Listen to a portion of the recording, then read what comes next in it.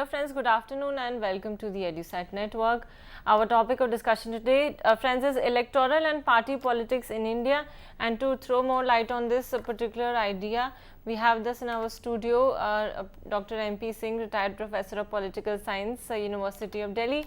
He has taught political science for over more than 4 decades, friends. And with this brief introduction, I welcome sir to the studio. So thank you so much for being here today. Elections are central to democratic politics, and there is no gainsaying that without elections, representative democracy cannot be imagined. If it's a direct democracy, it's another matter. But if you introduce a representative democracy in a country, elections become necessary. And the idea of popular sovereignty is a basic principle of democracy, popular sovereignty. And in political theory, sovereignty of the people is one of the basic creeds of democratic political theory. Now, so the importance of free and fair elections are the most important aspect of democratic practice. And in our constitution, the very preamble begins with the ringing declaration, "We the people," quote unquote, "we the people of India are the source of political power, and in that capacity we enact and adopt this constitution." So the doctrine of popular sovereignty is operationalized, put in practice through democratic elections, because that's the way we gauge popular opinion or popular perceptions or popular views how a government is to be run and what policies are to be framed. Now, in this respect, our constitution differs significantly from at least some constitutions in the world, if not most. The most notable exceptional constitutions are those of Switzerland and some state constitutions in the United States of America, particularly in Western United States. There are some states that have adopted the doctrine of popular sovereignty or direct democracy, as it is also sometimes called, in their state constitutions. The national constitution of the United States of America has not adopted direct democracy except in one respect, and that also is limited only to the process of constitutional amendment, and that again limited to some states where an amendment to the constitution is to be ratified by direct democracy or by referendum. In most states, constitutional amendments are ratified by state congresses, but at least in some states, popular referendum is required after the federal or national Congress has adopted an amendment to the Constitution.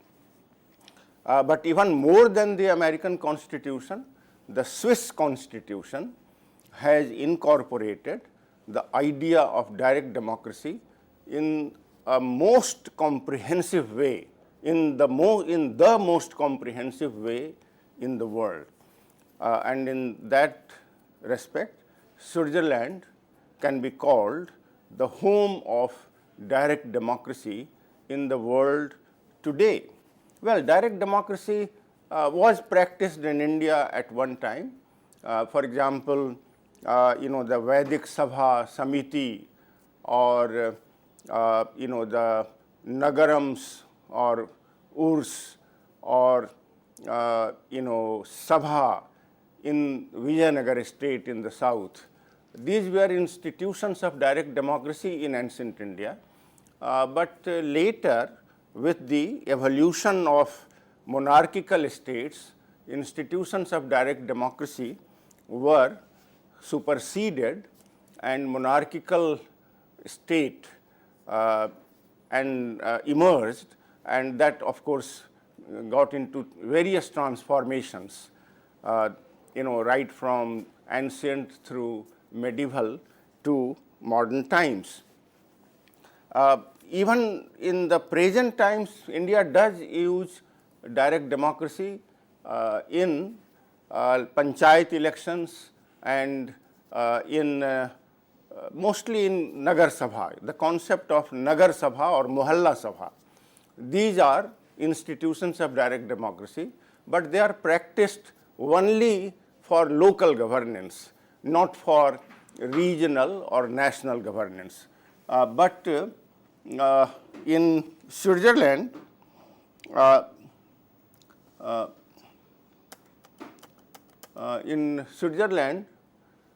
is there are three institutions of direct democracy in Switzerland, like for instance initiative, referendum and recall. These are the three institutions of direct democracy that are practiced in Switzerland. Initiative means the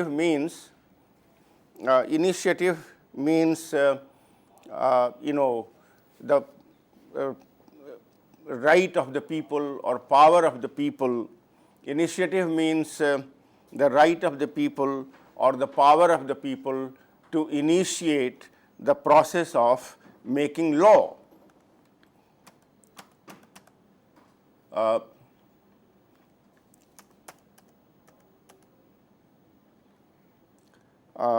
Process of making law. Now, like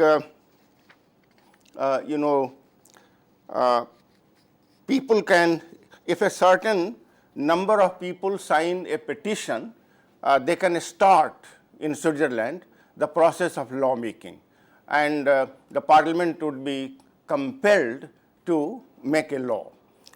That's the institution of initiative in lawmaking. The second institution of direct democracy is referendum.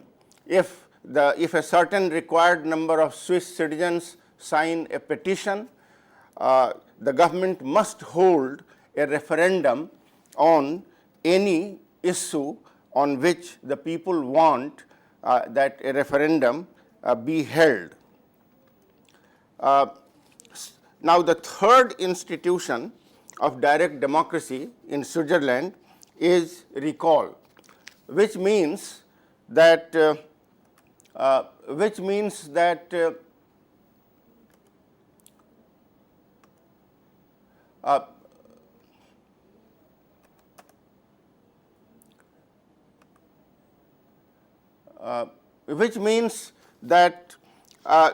people have a right to recall an elected representative if they feel that they are not being well served by the member of parliament or by the member of cantonal parliament or by the member of the local council. People can recall an elected representative, but this institution doesn't exist in all the 26 cantons of Switzerland. Only 3 cantons and their constitutions have the institution of recall, and these 3 states or cantons are called cantons can be called states in Switzerland. These 3 cantons have not used the institution of recall for so long that it may very well be considered an institution that exists only on paper and has not been used for a very long time. Now, 2 features of central importance in the Indian electoral system I would like to emphasize. Indian electoral system has some characteristics that are very important if we want to understand electoral and party politics in the country. Number one feature that I wish to underline is the political science law that plurality, I am talking in terms of sociological law rather than a parliament made law. Political scientists have formulated a generalization or a sociological or political law that if a country uses plurality or first past the post electoral system, it would produce a two-party system. The political scientists who have formulated this generalization, this iron law of electoral system is political scientists who have formulated this law are two. One is a French, Maurice Duverger, and another is an American, William Riker. Now, they say that, well, let me explain what I mean by plurality electoral system or first past the post system. I hope you know it, but the term may be unfamiliar. Now, this system, under this system, one does not need to get a majority of votes to win an election. Election is decided on the basis of largest number of votes, which may not be the majority, which may be less than 51% or more. It may be 30%, 25%, but if it is the largest segment, if it is the largest plurality, the candidate or the party is declared elected. So, this is called plurality or first past the post system. The Duverger-Riker iron law or Duverger-Riker theory is that if a country uses this kind of electoral system, a two-party system inevitably emerges in that country. On the basis of their studies of mostly Western political systems, mostly Western democracies, particularly Anglo-American democracies and Commonwealth democracies, not necessarily all the European countries, but their theory is based on the practice of Anglo-Saxon democracies and the Commonwealth democracies, white Commonwealth democracies. In those countries, it was found that plurality electoral system or first past the post system generally produced a two-party system. Duverger and Riker also formulated another law, another proposition that if a country adopts proportional representation, it would lead to a multi-party system. Proportional representation is different from first past the post system. In this system, political parties are allocated seats in parliament on the basis of proportion of votes they score among the electorate. If a party gets, say, 10% of votes, it will get 10% of seats in parliament, and so on and so forth. That is not the case with plurality system. In plurality system, there is a big divergence, there is a big disproportion between proportion of votes secured by a party among the electorate and proportion of parliamentary seats a party gets. A party can get only 40% of votes among the electorate, and yet it can emerge as a political party, as a majority party with overwhelming majority in parliament. That often happened in India during the phase of Congress party's dominance. So, this is one feature of the Indian electoral system I wish to highlight. India has followed first past the post electoral system, not the proportional electoral system. That is the first feature of Indian election system. Now, a few more comments on this point, and then I would move to the second point. Now, India never conformed to the Duverger-Riker theory because even though India used plurality system or first past the post system of elections, India never developed a two-party system. India never developed a two-party system. During the phase of Congress dominance for nearly 4 decades of the Indian Republic, Congress was a one-party dominant party. Congress was the dominant party in India, both at the national and in most of the states.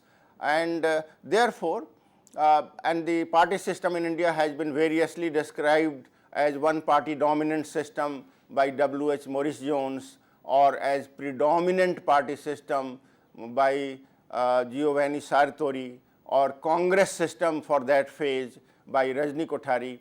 So, during the first 4 decades more or less of Indian Republic, even though India followed first past the post system of elections, it produced one-party dominant system, not two-party system. Since 1989, by and large, there have been earlier periods when departures took place, but I am highlighting the most important phases. Since 1989, one-party dominant system or Congress dominant system came to an end, and India developed a multi-party system. A multi-party system in which no party has ever got majority between 1989 and 2014. Between this long period to 1989, from 1989 to 2014, no party ever got a majority in the Lok Sabha. It was a multi-party system without any party getting a majority, and therefore India was compelled to form coalition governments. Since no party got a majority, a coalition government became a necessity, and therefore a long period of coalition governments with multi-party system has followed after the period of Congress dominance. In 2014, there has been a major change, a notable change, because 2014 marks the end of the multi-party system, but under the multi-party system, for the first time, the BJP got a single party majority under the leadership of Prime Minister Narendra Modi for the first time after 1989, or even for the first time after 1984, because it was in 1984 that the Congress under Rajiv Gandhi had got a landslide majority, and that was the last majority government that had ruled.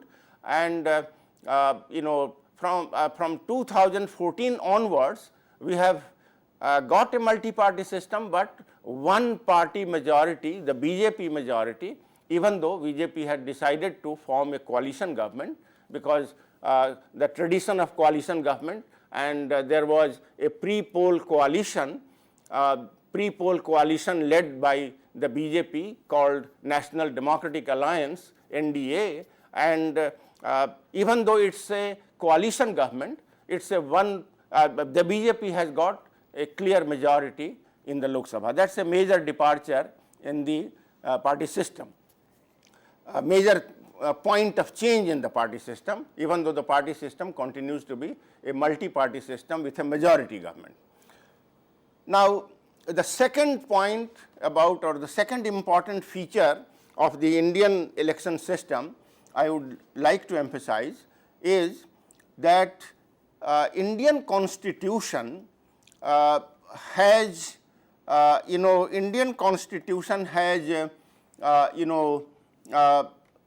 adopted a unique institution in the Election Commission of India. Article 324 of the Indian Constitution has established an election commission which has been made responsible for the superintendence, direction and control of the presidential, parliamentary and state assembly elections. Local government elections do not come under the purview of the Election Commission of India. Every state has separate election commission for panchayat and municipal council elections. So, what I want to emphasize is that this commission in India has been established under the constitution. In other democracies, like for instance in Canada or United States or Britain or Australia, New Zealand, election commissions are not established by the constitution. Election commission in those countries, election commissions in those countries have been established under a parliamentary act, under an act of parliament rather than the constitution. Now, it makes a great difference whether an institution is established under the constitution or under a parliamentary act. A lot of difference follows.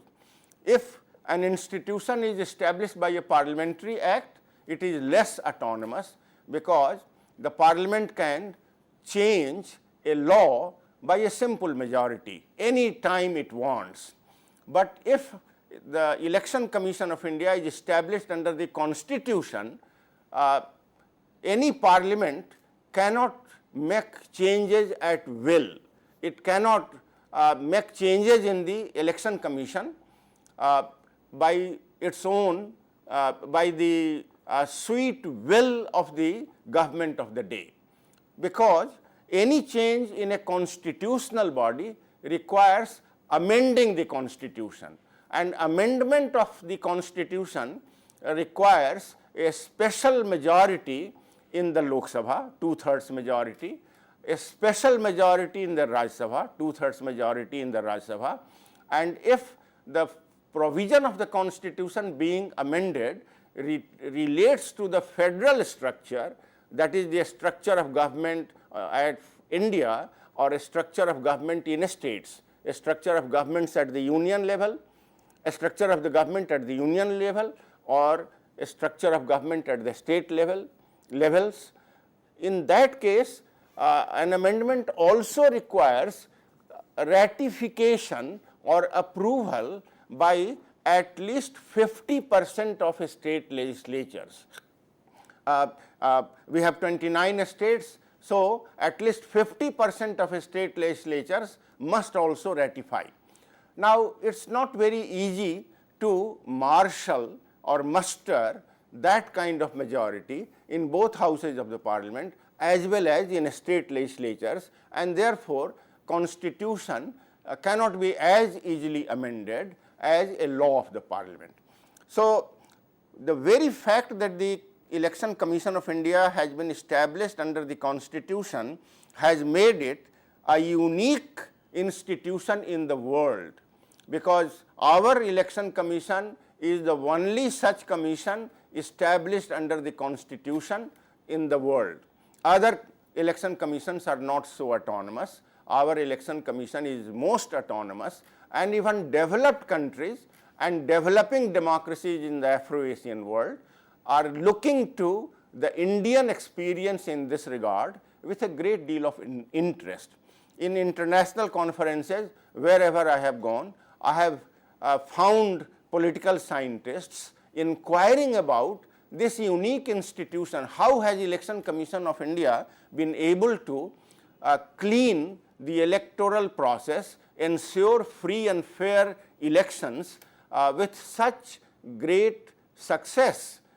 There was a time when election process in India was not so clean, but particularly since the 1990s, the Election Commission of India has, particularly after T.N. Session became the Chief Election Commissioner, particularly from the session onwards, observers are using the term the session effect in the conduct of elections in the country. And under successors of session, elections have been conducted with a kind of reasonable success, with a kind of free and fair conduct of elections that has been a matter of national pride and global recognition and attention. So, these two features of the Indian electoral system must be understood clearly if we want to understand and explain electoral and party politics in our country. Now, let me now move on to discuss 4 models of electoral mobilization in independent India. Looking back on India's electoral history, I have tried to formulate 4 models of electoral mobilization or electoral politics, 4 models of electoral and party politics. We have so far witnessed 4 different models. The Indian electoral and party political experience can be delineated into these 4 models. We have experienced all these 4 different models in different phases of our political history. The first model may be called the Nehru model. The Nehru model, which operated during the first 2 decades after India's independence, the 1950s and 1960s. Nehru expired in 1964 and was succeeded by Lal Bahadur Shastri, and after Shastri's death, Indira Gandhi became the Prime Minister. So, during the Nehru phase under Lal Bahadur Shastri and under early years of Indira Gandhi's Prime Minister, this model operated. And what are the features of this model? This model can be said to be a hangover from the nationalist movement of India, from the freedom struggle of India under the British Raj, led by leaders like leading lights of the Indian freedom movement like Gandhi, Nehru and others. So, this first model is a historical hangover from the nationalist movement past, from the past freedom struggle, and it was this model was greatly aided, or this model inherited its features or derived its features from the personal charisma, personal political charisma of Prime Minister Nehru and the institutional charisma of the Indian National Congress. And during this phase, 2 other features were quite characteristic of Indian politics. This was a period when the leading party, the leading national party, the Indian National Congress, was a federal structure party, federally organized party, by which we mean that state Congress parties in states also enjoyed a great deal of autonomy from the national party leadership. National party leadership did not dominate, did not domineer or did not dominate the state party units, and the state party units were considerably autonomous and independent, and they enjoyed a considerable degree of autonomy from the national party leadership. Another feature was that the state governments also enjoyed a considerable degree of autonomy from the national government, considerable degree of autonomy from the central government.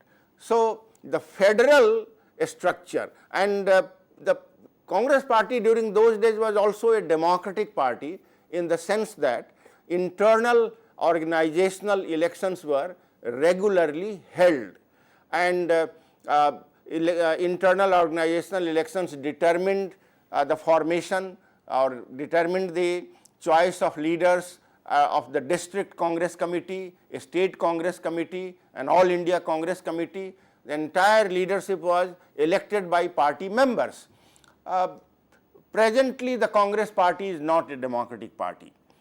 Elections, internal party elections in the Congress were suspended under Indira Gandhi from 1972 onwards, and it was briefly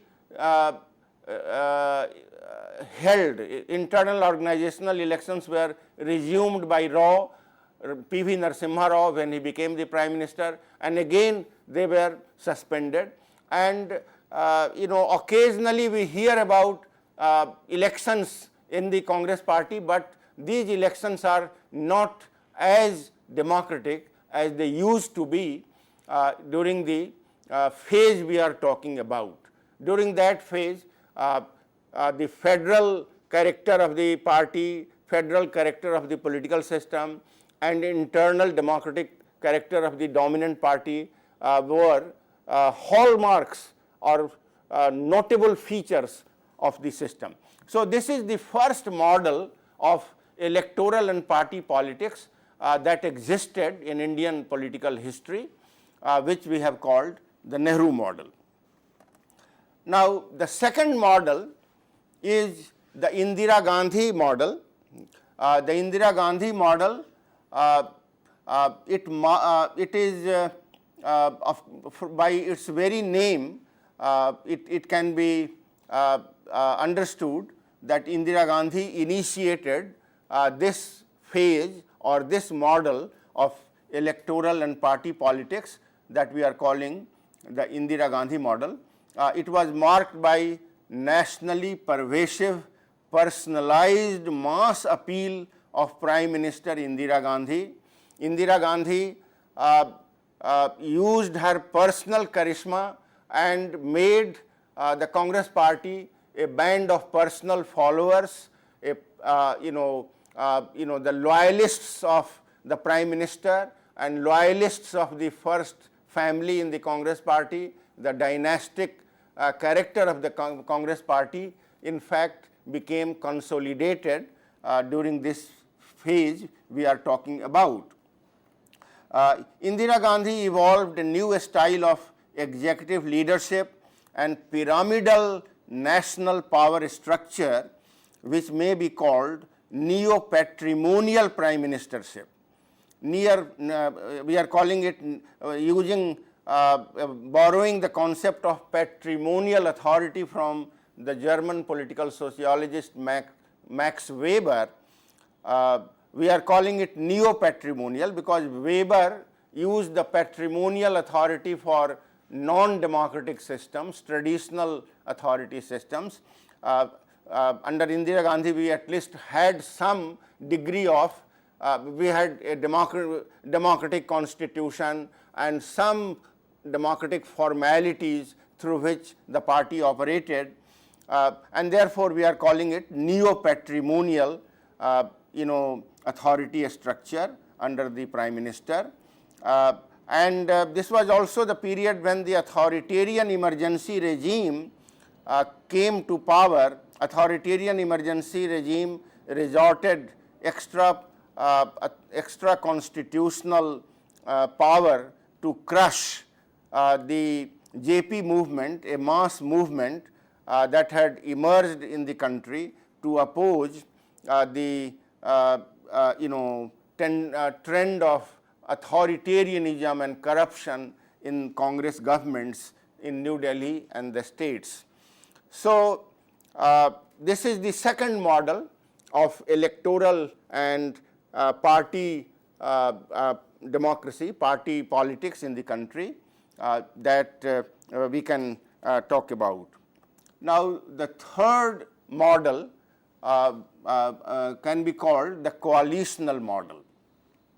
Now, the coalitional model of electoral and party politics, as I have already pointed out, that from 1989 onwards, all governments in New Delhi, all federal governments were coalitional governments, because no party was able to secure a majority in the Lok Sabha, and therefore, on account of there being hung parliaments, as it is called. Hung parliament is a parliament without any party having emerged with a majority to form a single party government. So, coalitional model became inevitable from 1989 onwards, and it continued until well, it still continues in a modified form, as I have already made the point. Now, in this model, a few features may be identified. In this model, the region and locality have become more important political factors. Region and locality have come to acquire a kind of political influence in national politics that was not seen before. And regional political parties became very powerful during this phase, and in addition to pre-existing regional parties, in addition to pre-existing old historical regional parties like the National Conference. National Conference in Jammu and Kashmir was first established in the 1930s, late 1930s. Other regional parties like DMK, AIA DMKs, whose history goes to the First World War, the Justice Party, the parent party of the present Tamil parties like DMK, AIA, DMK and many other fragments. Their history goes back to the Justice Party in Madras, formed in 1914. Then the Akali Dal.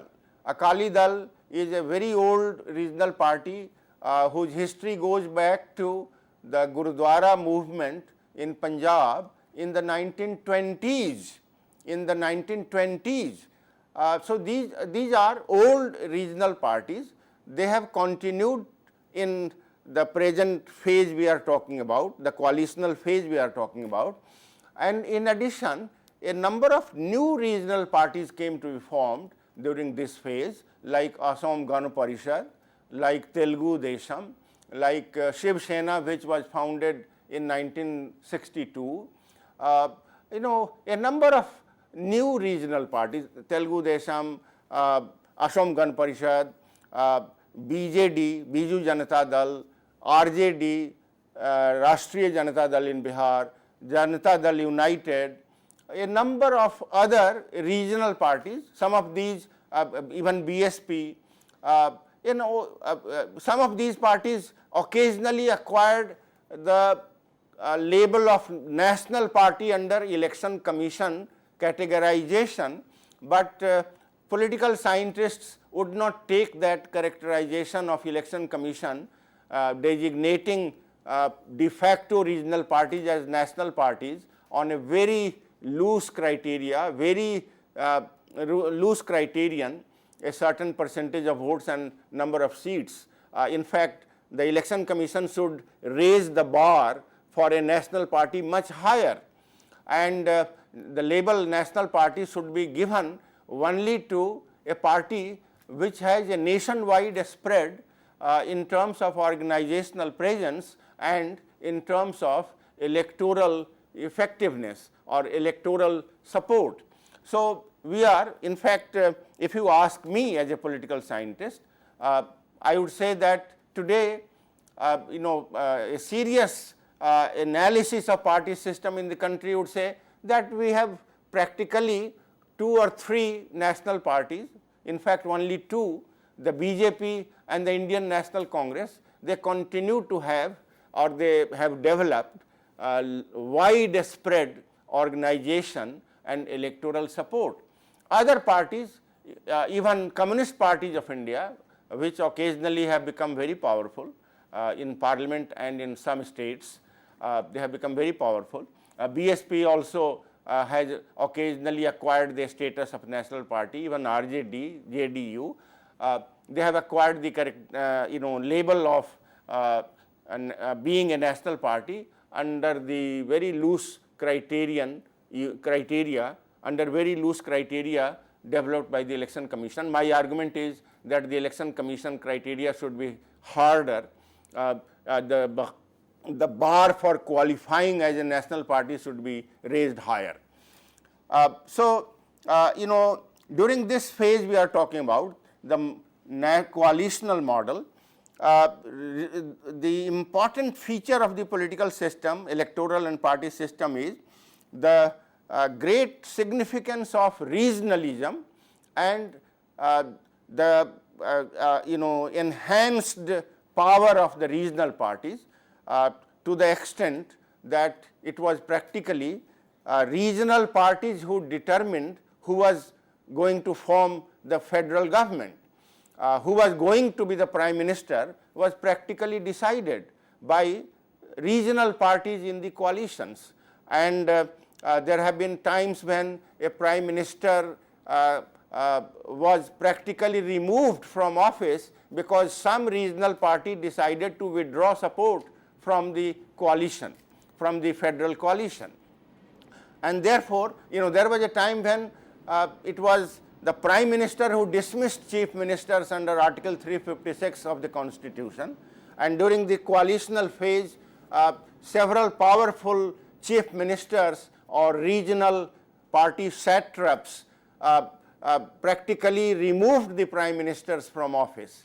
So this model we have called the coalitional model of electoral and party politics and governance in India. Now, the fourth model, and this is the last model based on the Indian electoral history so far. This model we have called the Narendra Modi model of party politics and prime ministerial leadership. We have this is dominated by the BJP. BJP, as I said earlier, in 2014 elections, the BJP emerged as a very powerful political party, much more powerful than in the preceding decades since 1989. And Modi became a kind of charismatic national leader who can be said to be a factor of great importance in the remarkable success of the BJP. The party backed him to the hilt. The party backed him fully, and Modi was able to expel a kind of influence in Indian politics that had become a thing of the past. So this model began rather unexpectedly in 2014. Before the elections, there were observers who were saying that after 2014, India would face a deluge. No one was sure what would happen, but as elections came closer and closer, the BJP raced ahead, led by Modi. So this model is this model is a notable new feature, and it rescued India from the ravages or the blackmail effect of coalitional governance. That baneful effect has been contained under the present party system, under the present electoral system that we are passing through. But at the same time, it is notable that despite the remarkable Modi magic, despite the remarkable upsurge of the BJP, a number of regional parties have continued to hold their forts in their respective states.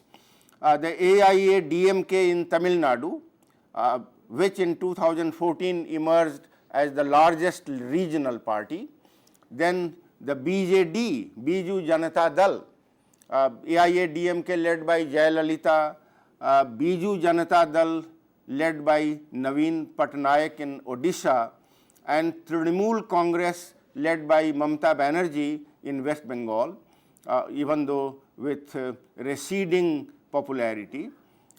These regional parties have continued to play the role of important opposition parties, and the Congress, which failed to get the position of the official opposition party, the Congress could not get designated as the official opposition party in the parliament, because the requirement for such a party is to have secured at least 10% of parliamentary seats, which Congress failed to get. And so the Congress, along with these opposition parties, continues to play the role of the opposition with some notable effects, and then some electoral outcomes in certain states after the Lok Sabha elections 2014 are to be discussed in this context. For example, a few months after the Lok Sabha elections, in which the Aam Aadmi Party was practically finished in the parliamentary elections in Delhi, emerged almost from its ashes, almost phoenix-like. It emerged from its ashes and emerged as the dominant party in Delhi Assembly elections with as many as 67 out of 71 seats. And in addition, there have been elections held in several other states since the Lok Sabha elections, in Maharashtra, for example, in Haryana, Jharkhand, Jammu and Kashmir. In most of these states, either the BJP was able to score remarkable success, as in Haryana. In other states, it could not get a clear majority, but in Maharashtra it did, but it had some opposition from the Shiv Sena, yet in Maharashtra its success was notable. In Jammu and Kashmir, again, its success is notable in the sense that for the first time the BJP is the second national party that has been able to form a coalition government in a Muslim majority state, in Jammu and Kashmir. PDP and BJP formed a coalition government.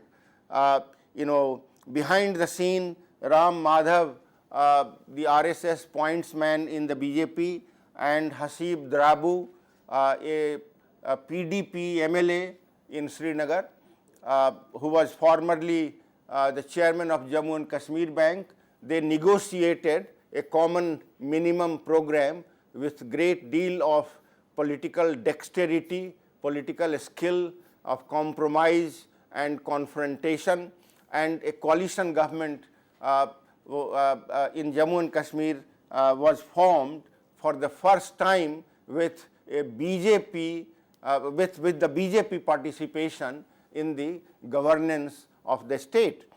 In Jharkhand, in Jammu and Kashmir, the success is not that shining, but in several states, the winning spree has continued, and the future, the viability of the present model we are talking about, the present model of electoral and party politics and governance that we are talking about, the Narendra Modi model, the BJP-led NDA model.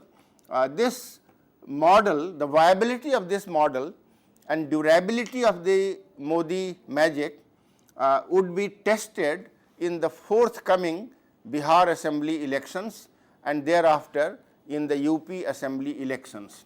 These two states the most popular states of the country, most popular states not only of the Hindi belt, but of the country as a whole, Bihar and UP. These two states hold the key to the durability of the present model. In fact, the very success of the BJP-led NDA under Narendra Modi in 2014 can be attributed to the turnaround in the popular vote in these two states. The future of the present system present regime would also depend significantly on what happens in the elections due shortly in Bihar and subsequently in UP after some time. It is in this context Bihar elections are very close, and these elections are arousing a great deal of interest in the electoral and party politics of the country. Political observers have from all over the world, in fact, political scientists, Indian studies experts, Indian politics experts from other countries are also converging, descending in New Delhi to study Bihar elections. I know a number of foreign political scientists who are planning to study these elections, and therefore my concluding observations in this lecture would be on Bihar. In order to understand what might happen in Bihar assembly elections due shortly, we must understand the demography of the state. Caste data are difficult to find because caste census, the last caste census made in the country was in 1931, and after 1931 census in British India, castes were not enumerated, and particularly after independence, only scheduled castes and scheduled castes, scheduled tribes and scheduled castes and tribes are enumerated, and other castes are not enumerated. But on the basis of the projection of 1931 census data, political observers and psephologists have guess estimated the proportion of various castes and communities in Bihar. And in order to understand the forthcoming elections, let us take a brief glance at the demography of the state. Forward castes in Bihar comprise about 25% of the total population. And among these forward castes, Bhumihar Brahmins form 6%, Brahmins 7%, Rajputs 9%, Kayasthas 3%. Other backward castes, the OBCs, comprise 42% of the population of the state. Upper backward castes who dominate the OBC category are Yadavas, 13% demographically, Kurmis 3% demographically, Koiris 4% demographically. These are the upper OBC castes, other backward castes or other OBC castes, and lower OBCs have become electorally significant, particularly since recent elections in Bihar and the Lok Sabha elections in the country. Among the lower OBCs, Kushwahas and Telis, they have emerged as significant electoral force, and although their percentage is rather limited. Scheduled castes form 16% of the population of the state, and Muslims 16.5%, Adivasis and scheduled tribes 1.3%, and others 1%. Now, with this demography, you can very well imagine that Bihar's society is a fragmented society, electorally, socially fragmented society, and that explains why the party system in the state is also fragmented.